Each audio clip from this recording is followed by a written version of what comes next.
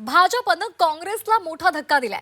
विधान परिषदेच्या आमदार प्रज्ञा सातव उद्या भाजपमध्ये प्रवेश करणार आहेत अशी माहिती झी24 तासला विश्वसनीय सूत्रांनी दिली आहे। उद्या सकाळी त्या आमदारकीचा राजीनामा देतील अशी सुद्धा चर्चा आहे। आताची महत्त्वाची बातमी, आगामी काळात महानगरपालिकेच्या निवडणुका आहेत आणि त्या निवडणुकांच्या तोंडावर काँग्रेसला मोठा धक्का भाजपनं दिलेला आहे।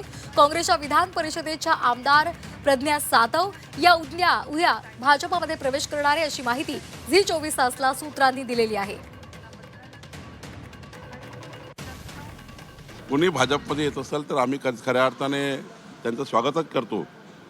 शेवटी प्रज्ञा सातवची माझी काही या विषयावर चर्चा झाली नाही, पण पुढच्या काळामध्ये कोणी भाजपमध्ये आलं, शेवटी काँग्रेसमध्ये विसंवाद आहे।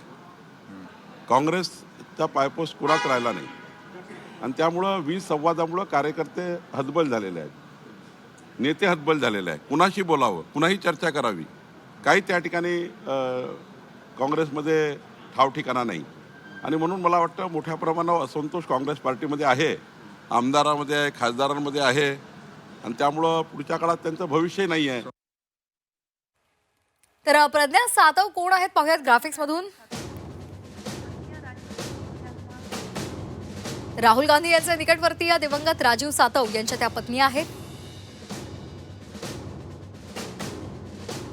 2021 पासून विधान परिषदेच्या त्या उमेदवार आहेत। भाजपनं माघार घेतल्यामुळे प्रज्ञा सातव या विधान परिषदेवर गेल्या। 2021 पासून महाराष्ट्र प्रदेश काँग्रेसच्या त्या उपाध्यक्ष आहेत।